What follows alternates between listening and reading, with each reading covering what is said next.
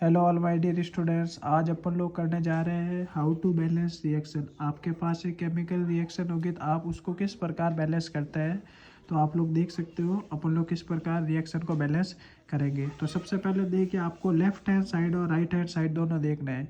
तो सबसे पहली बात तो आपको रिएक्शन के अंदर देखना है लेफ्ट हैंड साइड और राइट हैंड साइड के अंदर जो एलिमेंट है उनके कोफिशिएंट बराबर है या नहीं है, या उनके नंबर बराबर है या नहीं है। तो सबसे पहली बात तो ध्यान से देखिए, यहाँ पर कॉपर ऑक्साइड, ये जो कॉपर ऑक्साइड है ये 2 कॉपर ऑक्साइड है। इसका मतलब लेफ्ट हैंड साइड में कॉपर कितने होना चाहिए, 2, और ऑक्सीजन भी कितनी होनी चाहिए, 2। तो इतना आसान था। अब उसके बाद देखिए सेकंड जो मैंने अपने कोचिंग में बच्चों को भी डाली थी रिएक्शन एग्जाम के अंदर।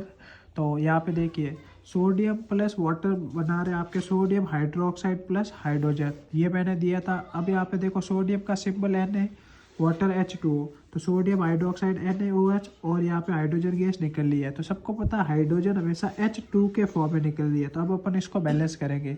तो यहाँ पे देखिए, एक H यहाँ पे आ चुका है, 2H यहाँ पे आ चुका है, 1H यहाँ पे आ चुका है। H कितना है यहाँ पर, 3, लेकिन यहाँ पर H कितने अपने पास 2 ही है। इसका मतलब आपको क्या करना है, यहाँ पर हाइड्रोजन को 3 करना पड़ेगा। सेकेंड चीज, यहाँ पे ऑक्सीजन कितना है 1, और इधर ऑक्सीजन कितना है 1, और सोडियम कितना है 1, और सोडियम कितना है 1। तो देखो हाइड्रोजन आपको पता है 3 अपन लोग कर नहीं सकते, 2 का डबल कितना हो जाएगा 4, कितना हो जाएगा 4। अगर यहाँ पर आपके पास 4 हाइड्रोजन है तो 2 तो ये हो गए, मुझे इनको 2 करना है। मैं इसको क्या करूँगा, आगे 2 से मल्टीप्लाई करूँगा या नहीं करूँगा, करूँगा। तो 2 से मल्टीप्लाई कराया तो मुझे सोडियम भी कितने लेने पड़ेंगे, 2। अब यहाँ पे देखिए सोडियम कितना है 2।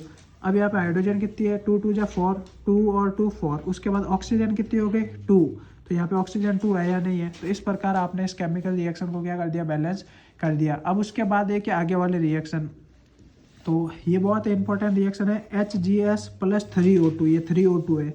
इसको हीट देने पर ये HGO प्लस SO2 के फॉर्म में चेंज हो जाता है। सल्फर डाइऑक्साइड की स्मेल आपके सड़े हुए अंडे जैसी आती है। तो यहाँ पे सबसे पहली बात तो देखिए, ध्यान से सुनना आप लोग। देखो यहाँ पर आपके पास ऑक्सीजन कितनी है 6 है, और यहाँ पर आपके पास ऑक्सीजन कितनी है 2 है।